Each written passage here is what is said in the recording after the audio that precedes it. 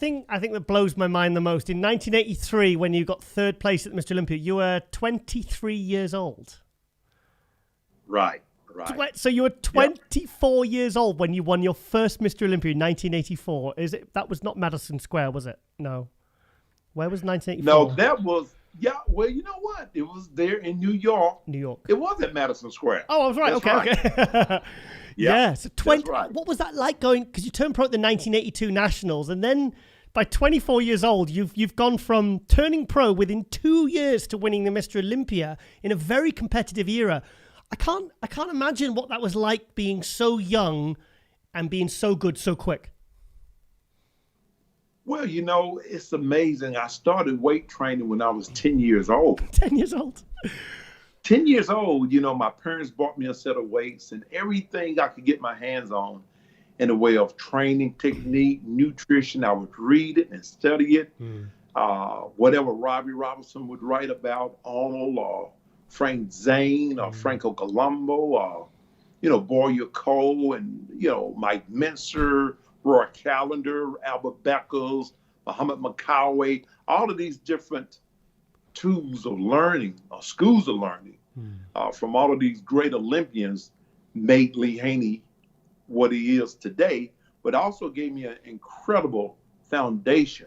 Yeah. So that as I moved forward in my training from a youngster, that I was able to accomplish things on a whole nother level earlier because of being a good student of bodybuilding. Winning I won what is called the Mr. South and the Mr. Palmetto at the age of 18.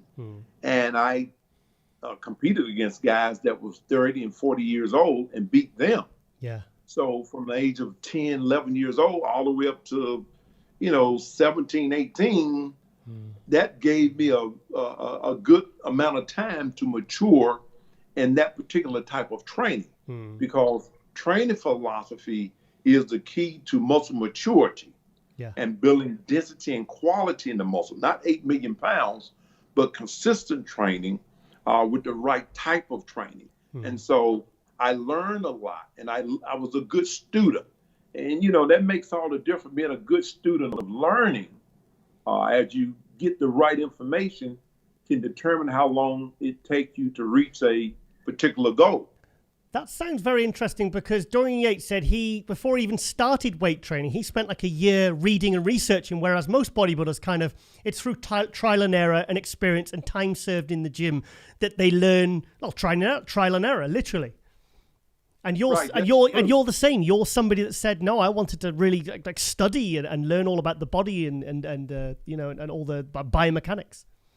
Yes, that's and I attribute that to a lot of the incredible books of knowledge. You had Joe Weider's Muscle Builder. Yeah. You had Iron Man magazine. Yeah. You had Sports Training Illustrated.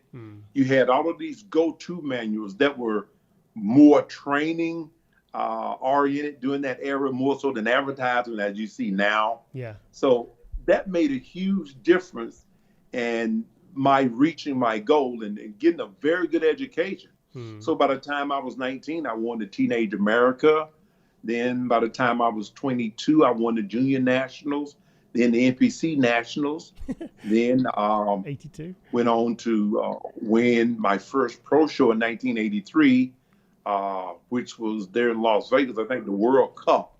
So it all came together very fast, and the same training tools that allowed me to reach that point such an early period of time, I was able to then move forward into Mr. Olympia competition. But of course, a tweak here and a tweak there. Yeah. Getting a little bit more information, particularly in the way of nutrition, how to carbohydrate load, carbohydrate deplete, how to give the body more calories and not be afraid of that.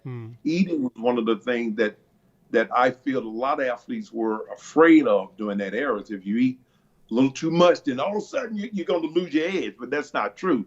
You cannot train like a horse and eat like a bird. Yeah.